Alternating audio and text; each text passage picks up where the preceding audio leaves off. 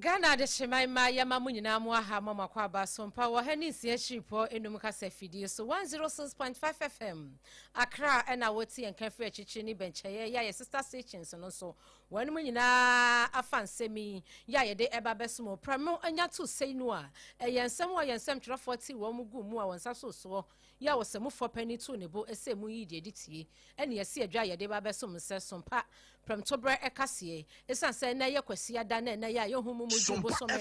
ni de to so aduonu eba ko a ye mema nyina danti ye mema nyina happy Father's Day shonkokra mema mu ye japamo ene ye wehye mo happy Father's Day no wo wo ehwemma wo hwe yire nom mo hwe mo maame ene mo papa nom enye wo mo adwane responsibilities there bi wo mo de ye wehye wonom nti member wo ye japa ene ye wehye wo happy Father's Day and somewhere ye de eba beso mo hye ne so se every SOMPA 106.5 FM Accra so no piemu e wasante mantamu a ye ba tan no e SOMPA 93.1 Kumase Ayiko FM 100.9 wo mo so FB upiemu ewo eye Paria Adamfopa Radio onom so FB ewo France honom Doma FM 100.7 Doma Hinkuru Enkuranza eye SOMPA 90.7 Techimani SOMPA 106.1 Sunyani SOMPA eye 1 Sunyani SOMPA 98.9 and afe Kingdom eye 106.1 Mankesim enen kwado wonom so FB Kenesh Urban Radio ebutu Keneshi Dwakesenim wamo fa ensemene bi wodi koda no obeti yenka wo so eye SOMPA 106.5 FM afa Facebook ni yedemu live awia yi gen video so no ni nyina no yedi gu honom sabre ya Denise ya chim ne duko fira asware ya bayi ya asafo gina ne nchen ya wo no mapagya yan firifia ha abesintintan fidie ni so no Facebook no eye SOMPA 106.5 FM Accra live now the account afa YouTube ni SOMPA FM live www.sompaonline.com a website is some for penny no rat sabwati adama we kwitire nsem nyina potoka samu brofo afoforo bi kan wode akwa kogu ano ya so ubetumi akwa kenkan bi na hye so say eye endpoint homeopathy wanom na asopram chobreka se yasene ema yeba ababesom ensem a ya didi wontu ano de obeti bi ene say abusuya arawu sama efisari asafo abeto pronso awie kire se abante bi esu se wanya fishi aduonu meka sei wato nanan mo nse do ne yase asori dan bi a esu na nipa bi ekoto hye so emu nsem kakase hu Ghana Education Service ana afeyu wasua ya wamo ehwe enwumesua ho nsem so mo de directives bi aba wamo kire mu nse ene yubehu na akwada ewie SHS na ne maami ahyehye bouquet na wamo celebrate wamo de sono to so na won say Bank of Ghana de hyehye bi aba a san hyehye no ejina hono mo edema inkurasi sabe eye bank small one se wo yi omo hoodin se ne sifagire na no pani bi ede afutuo de ama bank nketwe yi ene eye Father's Day nti afutuo akwa maja ne munyina na opani a wokasa yi wo ye sofu panini pa wase wo ye agya won hwade ahomachi nkwanyi sika ento ho no mo wa bere a wo ba wo misa aba ne se sika no amede ma mi so nkotwi office ni watwa nyasa de bia ma fa no bekasa mu nhwe wo no mu na wo ejafuo eda ye ka mo wi asafa na nyina ya adwumakuo pani Dr. Blessed Foster waka hu bie ene meme wa adwumakuo we mu nyina no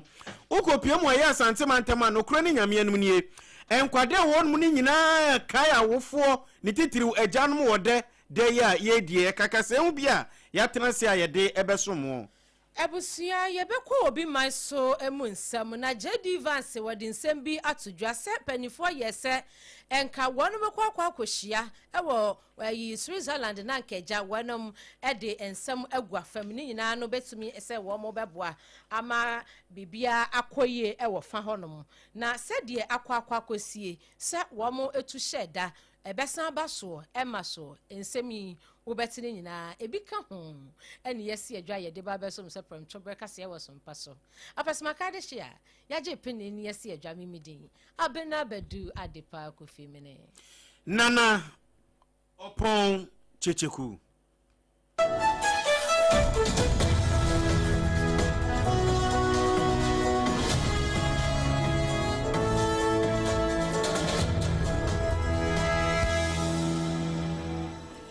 abusuya edem afei Facebook page no so na ohwe ye mo akwaba YouTube one mo no so mayentu nka TikTok de no so mayehu onsa wo soro ena afei nso X ene tetene no mo se anoma de no Twitter ene wonu mu nyina ye gye ho me na ewo ho enu nti wudu won ma abusua no atobo ase no ma yato nka ye fi kase no ase ewo eye awrawosemu awrawosemu abeto pronso ene awie no kurani enye kura efi eye sawi asafo na awrawosem ni nyina kire se yesi ni pabonfo bi na ato mu akwakogu asodifo bi mu so amenam so abrante baako awanya fihye dronu ye fra no Obed Kofi Obed akohia na kwanhye wuo amenam so amana baba ya wura wosempa asemu isi obiaye potia ye fra ho sawi aferi na eho ana ababeto proso kire se eye safi asafo a ewo eye kromu wonum no abrantie yi omukowu na mu se eda kwantempon nchen ara wosembe nie ena ya ka agyanum na yekum ebinum yin enam so amatimamufuo ma mu ye ha ekofra assemblyman awono ana wo sawi asafo electoral area ho honorable Frederick Kwatin se won fa na ni kuru se mienu mehe ara wosema esi awon electoral area ho no kuru ni onu nko abenya onu nko na baaye ofa afoforo bi ka ho ma posifo na abambofo so teye mu ye ha ekokopie mu ewo asode a ye fa no continuation church a eno ewo eye important ho no mo no kure ni ebrom kokopie mu ho no sa abre no na abrante e fa no Kofi Obedi wato na nan mo sedo a chesa baba ya rowosam kase pa aposifo fa mu no e de akwakoto eye St John's of God mortuary ewo eye sawi asafo eho ena chesa omudi eye Kofi Obed na mu no ade akwakoto a aposifo chesa omuye mu hwehwemu Assemblyman Frederick Kwatin si sudua chemu se nukure ni asema esi aba ehumbo aba bebo mu pa na so ni nyina mu no mani gusu de akire ni enam so owu ebaye enya de omba mo maso esi wo ho omba bo mo modin amanhwemu sonko etimi apem ede akoso mega sensu de enam sa ya ro wusem se ba na akwakosi aposifo ntinu aposifo aso mu twetwe wo so mo bo amanhwemu atimi akoso na nhwemu abepie fim baba bia safata sa wo se matimamufo aso teno abusua ya mamaso ensi ewo ho wo ensam foforo mu no ye frara husemi mu na yanto ansam no so ewo nwomesua semu krata efrasoe ya wono eno mo sha my Ghana ye nwomesua honsam so awo nya fo ha na dusu etia wono ano wo mo de krata ifiri ho wo mo se GS mu so mu ene krata tentententententen wo kan ya nwe da wono mu kire mu ese wo mo observe bibi na chese wo mo adu wo mani atofo mu a ahwe bibi ewo SHS akoduo mu a eno wo man mu asempanimfo anka ho asem ana wo man pɛ ne pomasi bira papa e be wiase da ache no ye nyina abuabu ahia me ni etwa ewo omayim wo mu kire mu se ene isa bofra ne nya du form 3 eye SS na asem na mekan yo na wanu ba betwero wo mu final exams no a obon se wanum eye celebration bi wo mutimi kofa system no mo de abesi school ho premises ho no mo bom gum na enkwada yi celebrate eno no eye pre examination ayi ebi aso wo mo eye jams yo sedai na ebi nso ho no mo a wo mo kire mu se wo mo atwero enso hwe na wie sede enura ebi mu wie ye o mo wie fiada ye enura ye kofafa wo mu wo be hu ane se no so wanom eye celebrate e wo campus ho empanimfo se se ane mani nyina no eye ade bi a emra ma ho kwan yo nanso no GS omo atena ho no mo ahwa ehu se emoa esanse wo hwa empanimfo a wo wo sukusu ahodo ni nyina mu no a se wo ma makwan a mofra ni ntimi nya saa and with immediate effect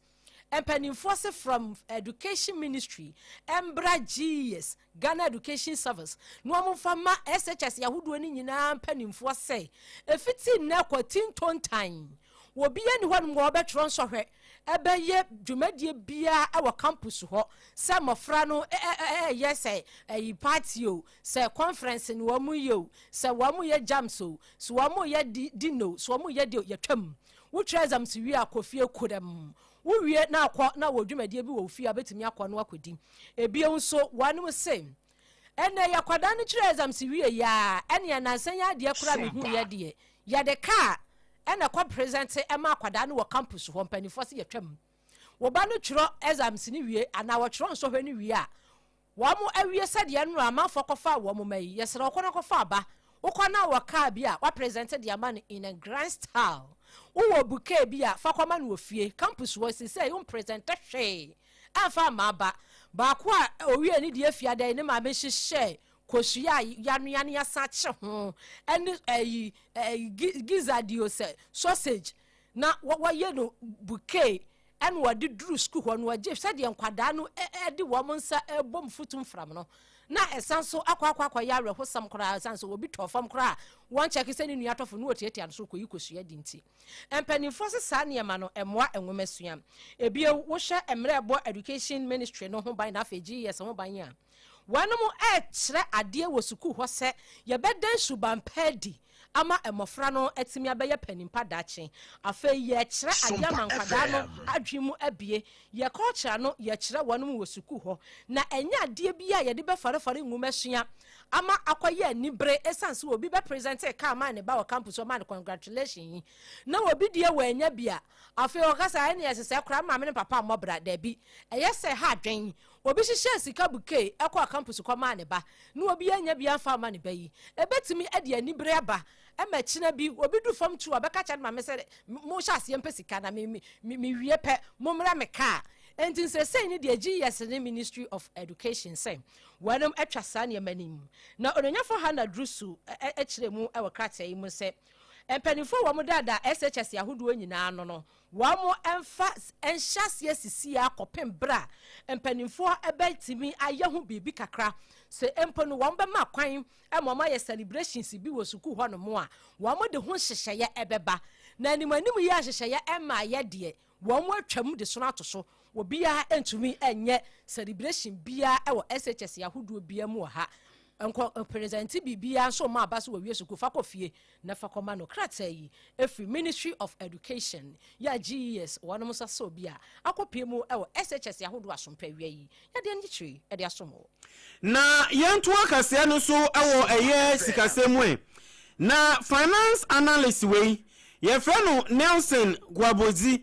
wono no de aba beto dwa kire mu say Bank of Ghana de nhyehyɛ bia aba beto pron so a san nhyehyɛ no eba behwe aboa na yesikasem yetimi asanitize mu na enkofo ha bia famre o man yesikasem enu nti wode afutu akọ ediama eye sika kura bia nkuma ye frɛ no community banks ebie wetu omfo waka tro mo se ebetimi anka enmenum ye ya Bank of Ghana de nhyehyɛ bi se abayi se ne be ya community banks awuro no enkonko gonti no ankomu mi omuntaba mu na omuntu nsan fanfresa bia foforo bia wo mu nsem obi omo efrom eye investors intimi mramu se na be ya ombetima boa ama eyom bank no etimi agira ne nanso onya akonya de nsem ikotu dwa ewo ye sister station ba akoso eho na yewura Kwabozi wo kirekire mu kire ne enti a wo susu ode afutuei eko ede ama community foyi. I'm very much aware that the current governor of the Bank of Ghana is operating an open door policy. And so those who are not able to meet the deadline, I think the association can appeal to the Bank of Ghana. And I can say for a fact that because the leadership at the Bank of Ghana at the moment is operating an open door policy, they should be able to listen to them. But as I did indicate, this is an opportunity that this current governor is bringing, and that will eventually help these community banks to be resilient, to be strong, to be sound, and contribute their quota towards the development of our economy. And so those who will not be able to meet the deadline, they can seek for strategic investors who are willing and ready to inject fresh capital so that they can continue to remain in business.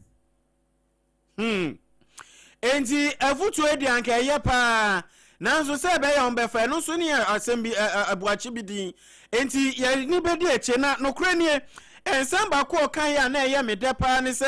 wo si obetimi ahwe kwan ya obetimi afaso se ne be ya emfie bi etwemu akọ memo bank bi adin bank sika kura bi yetimi egu nuo ajuomutumi di from nsem ewie eche ma ne konam eya asem di bia ewo nsem be ye deja banfoforo ba ya wetimi aboa apeja bank ya sanso managina ne naso biewi ni nyina no ayade bi amohwe na ye betima boa ezan se aban krompo a wote so no ye wo aban adwumakuo ni bebre wo ho no ma aye mpem bebre na no ubekọ mu se wo kwa akoye adwuma no woso ye nya PPS aban ko ntimi nye enu nti amanfo fo mu sikasam kakra enfa meboa mo mo nimde mo fa meboa mo betimi ahwe aboa ama bibia timi akoso no mo hwe na afa mo fo mo nimde mra enu eyade betima aboa ama no etimi akoso ma mo abade a to aso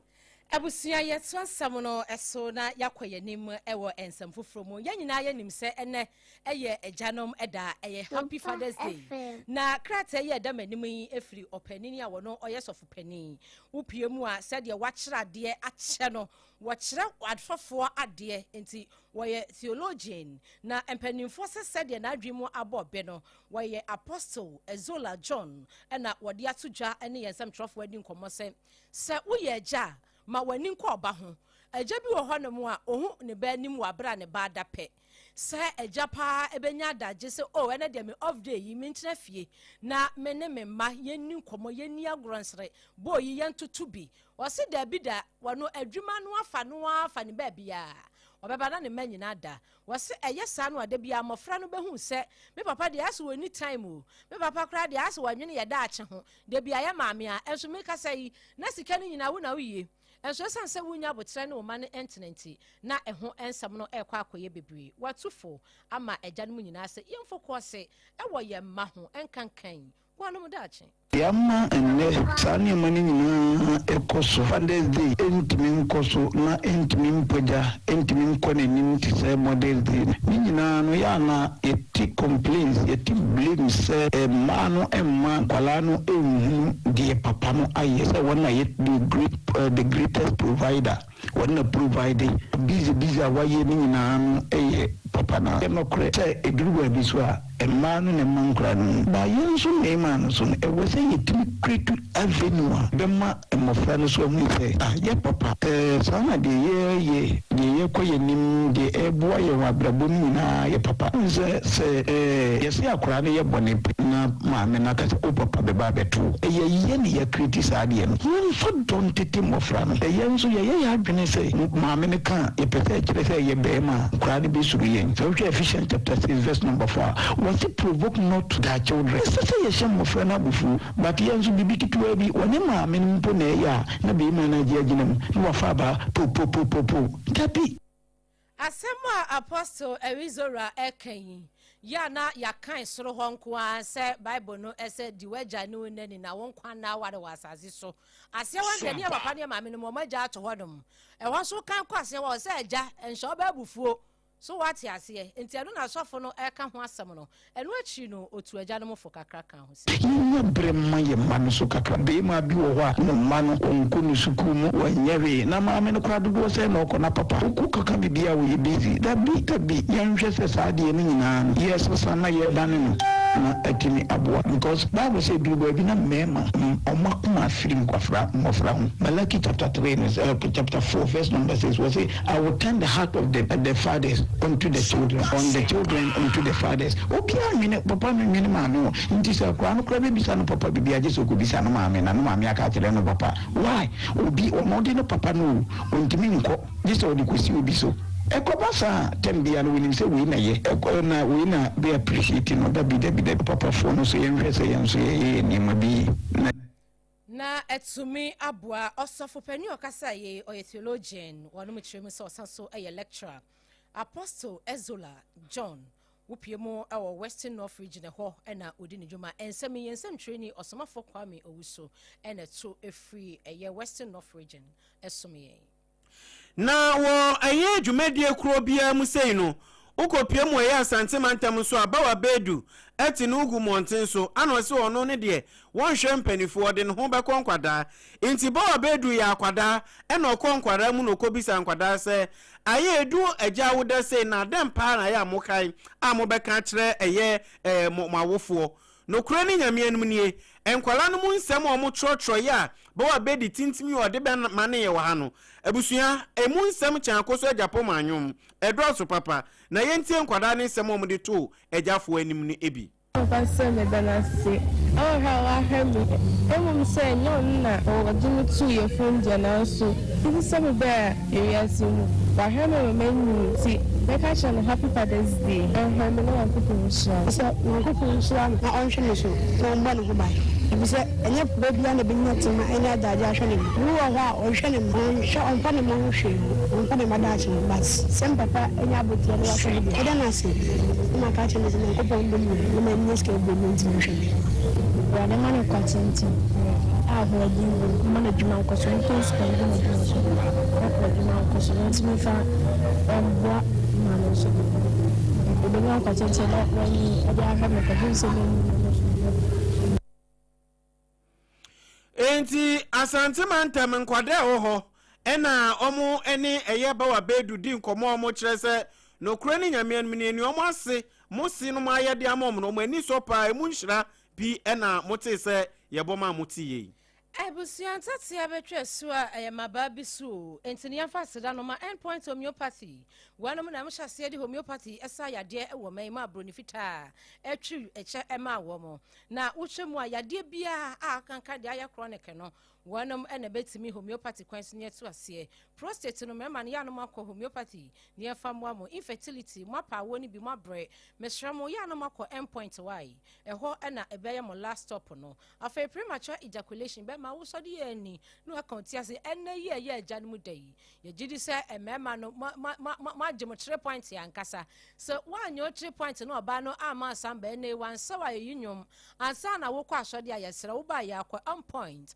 na yamwa na wonso ebejo samba nwumre na sede wo madwuma efenti wo mu kirem sese stroke ye anwedwe e bia je odihye bia boso wo kwa nko wo be ma yesere ofre yen ye beba fie ede adokotafo ne ya nursefo ne be hwe odihye no ekopem bra ne ho ebeto ne physiotherapy ebi kwaso na afi massage no so ebi kwaso awe yakache eye on point kuma se krono mabo ahia ho no ma yedi adwuma enkran ha se show signboard Pinterest quantum pon so yebuto 0244 867 068 and 0274 234321 na endpoint enyo so ene ubedi aduane papa ye ajanom ene de ma no me stress you yemfa ye kununum yemfa ye janom yemfa yadofo a wo mo ye mema wo mo ye mema pa no yemfa wo mo nko hagia special local foods na yenko jingu wo mo so ankasa yemma mo ntwe wo mo nu mu spededi eye ebia banku ene tilapia banku ne nkwan nkunuma nkwan anasa light soup ana abekwan ana katekwan eye hagia wasi di eti said wa wudidi e wo fi SOMPA FM ya konkonte la pewa ubenya bi afa eba ni tize tuwe safi ne so a come for one no na chese de eye twan hi woti a ene satroga no ekwa kama pa eye hagia ene e kan for dia ma eba ne mo ne so dia e bia pe curry rice o pe fried rice o pe chili rice ni nyina mu assorted no hagia ebenya bi edem aduane bia just mention your favorite na onye emfa emawo hagia special local food se oji odesi wo sanso ye buffet ti dwumadie bia wudi bia to nsafra yen wai ne emeti wanim e wa dwumadie no ase ye Facebook handle no e na TikTok ye Instagram ni nyina e ho e hagia special local foods na wehu ye 0246 359 921 ewia ya freo yemfa eja order no yemfa mre no wate 0246 359 921 ana 0535 484 392 eja no munti o no mato mbabo ne sa no ubehu omachira kwan ewo hachu atomic ekwantempo ne so ye wo honom ya yedi yejuma ensu papa memenase ya wi me bebo bi agu ase eye kasa na chome no wata ya to yebo e de edrebe no ewrasase na ni ase akopapa botemu ene ya twi nsuo no ene ya treat ne kama wonum nya yade bia enfrechi me hra wo to nsuo no a no ahwese eye CASA kasa na chome no wata eye na wo ye oto bedin se ebia adwumadie bia ne Father's Day mboya gathering bi momfra yen na yemfa nsuo ni bi mremo eye bottle water ne wo sachet once nso ho no mo a eno so betumi ato bi aton edu dwuma ni nyina no etufo afa your dispensers wo honom office sorry baby a wa fie kra betumi agibi esan wa frɛ ne aba be fele di amount taifa heya Bok Hospital no echi 0206 469 430 and 0303 965 780 na kasa mpanifo nyo so ye kwa ensem ne mu e won nsem foforo mu e de amount krata yi efri ononyafo same ewuku ononyafo same ewuku eyemrahye bedwani de ma de hye a wo mo akuapem not na ne nsam a wo ka nyina ene sei wo ka kire ni senior ne boss wo mo nyina MPP amanyoko no mo flag bearer metropani a wo tu franka na ma wo mo a ye hwe anim kra ese wo besanso atudi ama wo mo biom Dr. Alhaji Mamudu Bawumia ese wotai na chi sabi ese afun ene achata no na sede oka ni nsem waso oka che Dr. Alhaji Mamudu Bawumia sei amafo ebetwetwe won tade ano ebimo ebeka nsem de agutiri so ebimo beka se wokra wo ye hwan sede Yesu ka che ne suafo no wose na wonso wose me ye hwan aya omunua enfensi na so sanse adasande de obeye bia ye beka ho asem enye se ebia wo bia beka nsem bi na ono nso begina simpie ni apaso obeya no se de bia esa akrampo a wo dignity no ebre no ase o se Dr. Alhaji Mamudu Bawumia de wo mo anim no ese potential se woni muso obetimi de ayemampani no eye befo esa se wo hwe onyonyamfo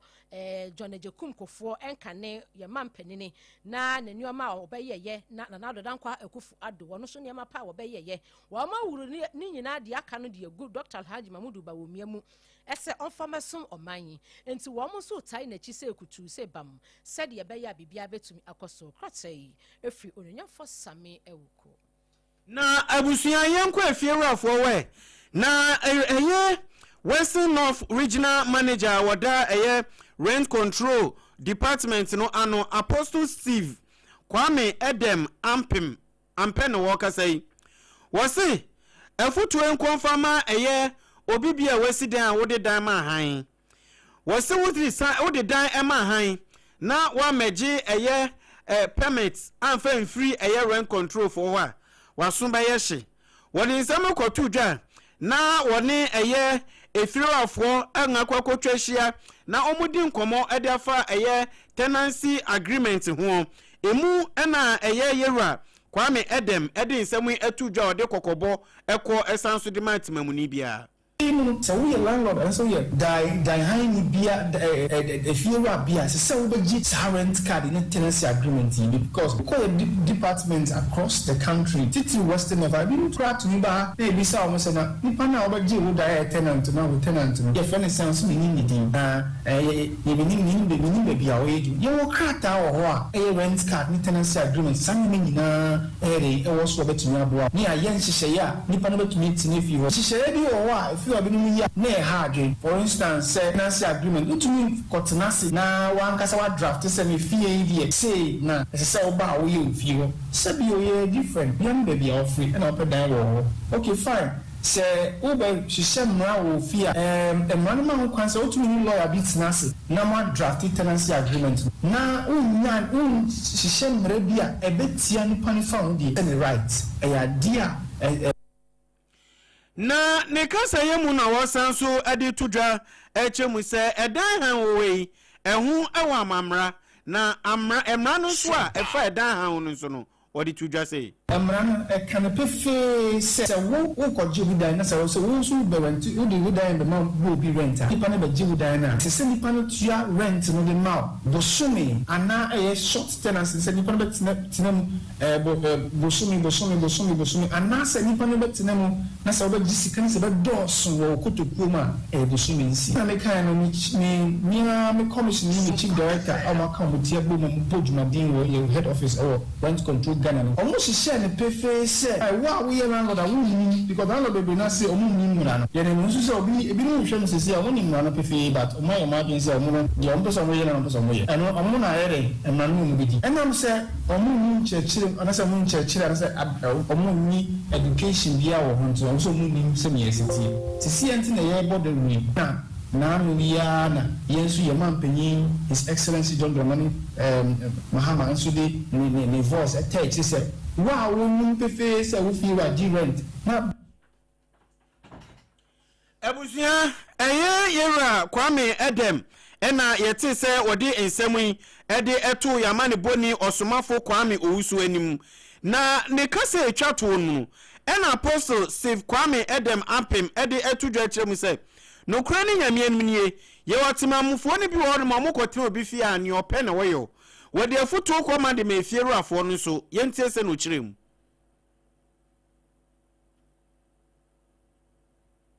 Benin can people say no reporting crofon and my say no report here na taking action be a option me bia and so be a otie me bia me say no report here say one kasa wo de wo ye dia wo pa member gina baby in kasa rent control office in meet me age wo report it over your office be report it chire na say shase prosecute na say shase say ye ni omo ko emrano ni omo di say emrano di omo dia I believe say ombeja say one for obi amba say one report obi anchire enso ntumi nto na mo na say officers ni tete say enquire ade no ba emrano ma ye ban bobi anka ho say ye banko na say you wa me ti he me ko obi fie na so de sikan bi eche senior an na beje me ti yesere yi ne juma but we report ma ye ne nso ye di emrano na ye be pe ban bofo ni bi aka ye ho akwa ye juma say ye dia na ye di say juma secondly wo suma ni efira no nkot na o entu sikan wie na afi na Ebusuya ni yete ni ken Western North Regional Manager Edema Rent Control Department Apostle Steve Kwame Edem Ampe ena yete ni kanona amaniye osumafo Kwame Owusu wodi free sahwi wi oso ena woto Edema ne yen Ebusuya ye gina ye so ni adan ye hu tew ye ba ye ko bi man so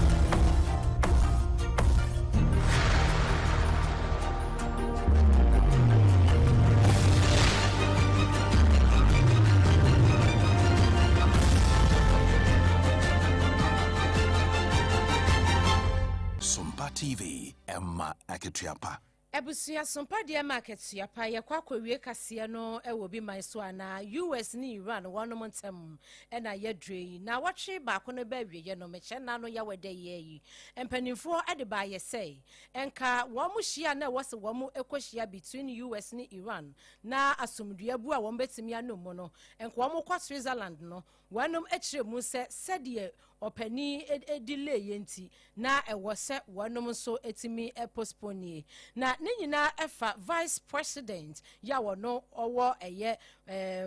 US ho JD Vance na asem na meken na sede wo mu kirechemu akɔwie kura se na san wo mu si Israel fo ekɔ bombe wo mu site bi kura ma wo mu asojafo ni bi eti na nanom esiedo ene de keka ho a ewa na fo fam na wo mu susu se adenti ena yeguso eka asumdue eka saa ne yepesi yekokohia ewa Switzerland na ekɔwie ase matimi akɔkɔdi anyamra se mente se ama eye enipa bese edu enwotwe eti na nanom ensiedo na ebekwa akɔhia pa ese de edi kan ya wonom ekiremu se womo etu ahyeda nanka womo ekohia eba se womo etu ahyeda ne se de JD Vance nankasa eno no so de krata ya bayi wo kiremu se enche wonom bekwa akɔhia na se de oka ne nsem wo mkrum kasem eni Also, the entire team has been actively engaging what's going on in Lebanon. Despite the headlines, things are actually getting better there. Things have calmed down a little bit.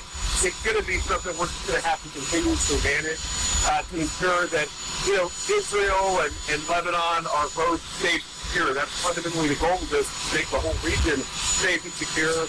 The big problem is that you have somebody will shoot, and then somebody will respond, and you kind of have a chicken and egg problem where you've just got to stop the speech for long enough to get the ceasefire to hold. That's what we're going to try to do. We'll keep on working at it, but things have gotten better. I think we're hopefully make progress on the nuclear issue, make progress on the Lebanon ceasefire issue. Those are the two big things that I think we're going to be focused on. I'm sure the Iranians are going to have issues they'd like to discuss as well. Abusuya Vice President JD Vance no na wakyeche mu no ntini de di kan ne de wo mchem so ne delay ye ma wo mo postpone ye ese de on delay bio ono ankasa na abai ntini said ye wo mo ebekwa kohia e wa Switzerland na wo mo nkomo ebekọ no wo mo efiri wo ba padi ebesi bia no SOMPA ye metiefo aso nsi se Israel fo nso se wo mo kiremu se said ye ade na ye ne the Strait of Hormuz so wo mo so akwa kokuru se ne de keka nwa enti no esa na akwa ye nsembebe ye hweda wo no mo bekọ de ebefiri mo ababia do na ye de asom ye tiefo abusuan we so ɛne yɛgyina na apem to bɛka se yɛde ɛsomo no yɛde ne nyinaa asi aseda ne nyinaa ɛnkɔmfama endpoint homeopathy wɔnom ɛne sɔ yɛ ase ne bafu na ma kasa natural mineral water ball ne chidom hajia special local foods nso ɛbɛgya wɔnom yɛ a yɛde ho nsɛm ɛsomo nsɛm ne firi sompa 106.5 FM no fa ɛyɛ sompa kumase 93.1 adamfopa radio Paris France abuchimemo doma 100.7 fa bi wodama hinkro enkransa 90.7 ɛyɛ sompa o tachiman ɛyɛ sompa 106.1 sunyane sompa yɛ 98.9 kingdom ɛyɛ 106.1 wɔ mankisim kanesh urban radio ebutu kanesh idwakesi ne mu a wutie bie decoder no so yɛ sompa fm Facebook ni yɛ sompa 106.5 FM Accra we ni odua no ni wa no na the live de aka ho de amayen afa YouTube ni yɛ sompa FM live www.sompaonline.com yakutire nsɛm nyinaa potokasa mu brofo yɛsɛm fo penini de akogu no mu abetumi akwa kinkan bi apesma kadishia yɛgye penini ni esi adwama de ni ne safo etam yɛn besintentan fidie ni so ɛma wo hu yɛn etie nsɛm yi bi no mimi din de abena bedu adepa kofi mene nana opon checheku na yekwe die yesan so ma eye ejanmu nyina a happy Father's Day nititru eye ejumera yera Dr. Blessed Foster yema happy Father's Day ena eye MD enso yema no happy Father's Day ena yera senyo ono so yemano happy Father's Day ena Mr. Bright Prof K ena eye the emphatical editor Yera Boatin Prince ekani dinwo ohini yemano happy Father ye kase bodi enye nene china ye gina eye adwumakuo penipa woda no anamu ya mememe nyina a happy Father's Day